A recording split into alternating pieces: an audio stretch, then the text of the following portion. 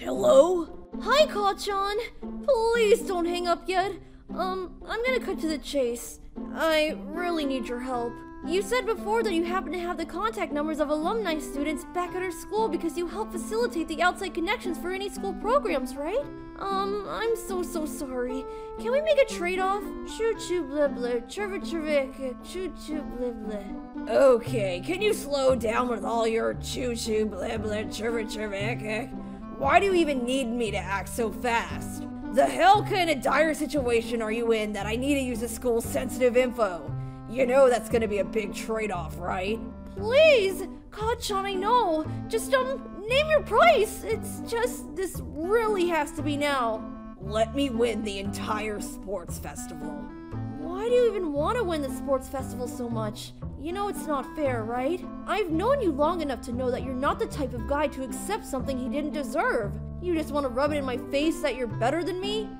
You know, I'm not just some kind of mirror that you could just look at to remind yourself that you're more handsome and more important, better than I ever will be.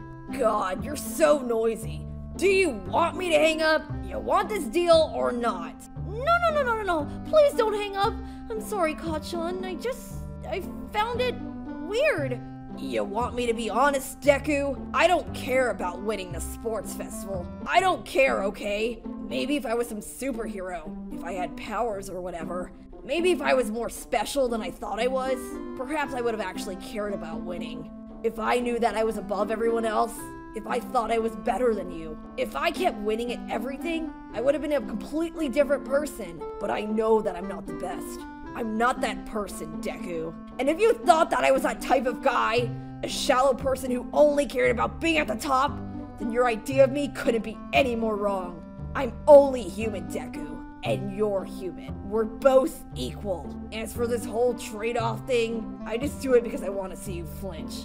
You mean you do all this because you want to get on my nerves? 'Cause that's pretty pointless, you know, Kachan? You're wrong. 'Cause, believe it or not, it's actually more fun to fight with you, with actual arguments rather than playing tug-of-war with a piece of...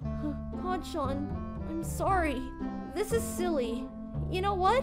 Fine. I'll let you win the sports festival. Kachan, are you still there? Screw it! I don't care anymore. Do whatever the hell you want in the sports festival. I'll just do this for you as a favor. Thanks. Okay, I need you to contact someone from graduating class 1985. Being with you makes me feel so safe. I don't care if you go out of town. I don't care if you sleep all day. Bastat kaya papka, I okay. Bastat kaya kap, okay. As long as I can embrace you. Do you think this plan will work, Deku? Could they make it in time? Of course they will. They have to. They've never let us down before. I guess. But look at us. It's just really gave me time to think. What's gonna happen after this? This whole superpower thing? What are we gonna do with our lives? We're not normal kids anymore. No, well, that's not what it means. I think we're still normal. Because being normal doesn't depend on your physical capabilities. It means having a mind with complicated feelings. Being able to make decisions and at the same time, have that mind contradictorily tell you that you are abnormal. Okay, but you make it seem like it's meaning the most mentally disturbing thing anyone has ever heard of. Well, in layman's term, normal people are screwed up. Kuya? The big brother / respectful way of calling an older... Midoriya, I haven't seen you since my graduation. Thanks for contacting me. But you do know that you could have just contacted the Million Smiles hotline. I'm so sorry, Kuya Mirio. It's just how we really needed to act fast and I didn't know where to turn. I know you're the main head of the child protection program, so I kinda snooped around for your personal number. I'm so sorry. Yeah, I heard from Bakugo it's pretty silly, but to be fair, I wouldn't mind bending the system for you. The main goal of this whole program is to help millions of children. Ate Coco! It's amazing. This whole thing you built just after your graduation. You've done more help than I ever could have. I don't think I would even be near half of where you reached. I'm kinda jealous. I wish I could be like you. But really, thank you for the help, Kuya, huh? Really like an older brother. When we heard about your report, we acted immediately. Apparently, Eri was a foster kid. We never really got to check on her because her foster parent kept moving around. never really stayed in one house for too long. But thanks to the address you sent, we were able to track them down. Ari will currently be in my care while we look for a better family for her to live with. We reported him to the neighborhood after finding that he was in possession of illegal drugs. Things are changing for the better. All thanks to you, Midoriya. That's great, Kuya Muriel, but no, it wasn't all thanks to me. Nearly 1 month had passed by. Ligaya's relatives flew here to attend the service. Ari's been able to bounce back from her previous life, though oftentimes she misses Ligaya. Thanks to Kuya Muriel's help, he was able to find a proper foster home just for her. Things couldn't get any better. She's happy where she is now, yet she wouldn't forget Ligaya and how much of a mother she's been to her. You know, I'm pretty concerned for them. You mean her family? Yeah, it's just, how do you think they feel about this? They've hardly seen her in the last moments of her life. Well, we can't tell. It's even pretty crazy that we showed our faces here in the first place. We barely knew her. Yeah, well, a life is a life. There's nothing wrong with showing respect. I think it's good that we showed up here. Her family needs as much support as possible. Well, I still do remember what she told me when we first met her at school. I promised her that I'll remember to spend as much time while I still can with my family. I realize now that what I want might be a bit different from what she did. At the same time, similar. We both wanted to support her family, but to be honest, I'm a little bit afraid. Afraid of what, Uraraka? Afraid that history might repeat itself and I would end up like her. She sacrificed so much. I can't bear the thought of never seeing my family again. I don't think I have what it takes. Well, you know, it's still your choice. Yeah, I know. Hey, what's up? Why are you staring at me like that? Well, I noticed your hair's been growing longer. I guess I never noticed since you started tying it up. You've really grown so much. Well, yeah, obviously. Everyone grows, Deku. It's just that sometimes people grow bitter or tired. Uraraka, have you ever grown tired of me? Yeah, I do, sometimes.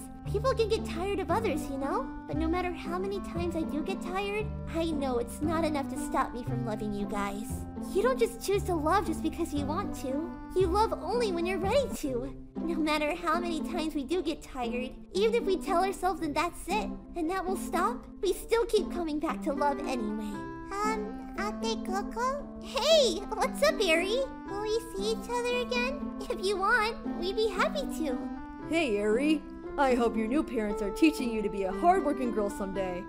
Have you decided what you want to be when you grow up? I want to be a magician, like you, Kuya Ida. I want to make children happy all the time like the cool magic tricks you did. But if I can't, then I hope to grow up just like Ate Ligaya someday, and take care of kids like me. I want to help my new family when I grow up. I really hope I could become like Ate Ligaya. Me too. We're the same. We both want to be like Ate Ligaya. But, Ari, can you promise me something? Spend as much time while you still can with your family. Can you do that, Iha? Yes, I promise. Epilogue. Come on, guys, let's set up camp. The weather's really clear. I'm coming. I brought my guitar. Would you look at that? Ari's first time camping with us. This is our favorite place. Lots of fresh air, right? What do you want to play first, Ari? Let's play Nanai Todai, Kuya Deku. There, you're doing great. Just follow my moves. It all comes full circle now, doesn't it? It almost feels the same as last time, but also completely different. Perhaps it's because we've changed, not just us living life with our powers, but also because we've learned a few new things. Like how sometimes we all need a break from being an adult. How growing up can lead you to realize that some material things are more important than others. How you have a choice in your life and how you want to grow. Even if sometimes the aspect of unconditional love could be confusing. How seeking love in a single person could be more significant than seeking importance from the masses. And of course, how the sacrifices of a single person could do more than we ought to expect. Now we aren't superheroes. We never aimed to be righteous symbols of peace. We never thought we could change the world for the better. Our story isn't most legendary after all. But at the end of the day, you don't need superpowers at all. You just needed a bit of humanity in you. And that has a whole story in on itself. Stories about heroes will be told through time again and again. We just hope that ours will never be forgotten. The end.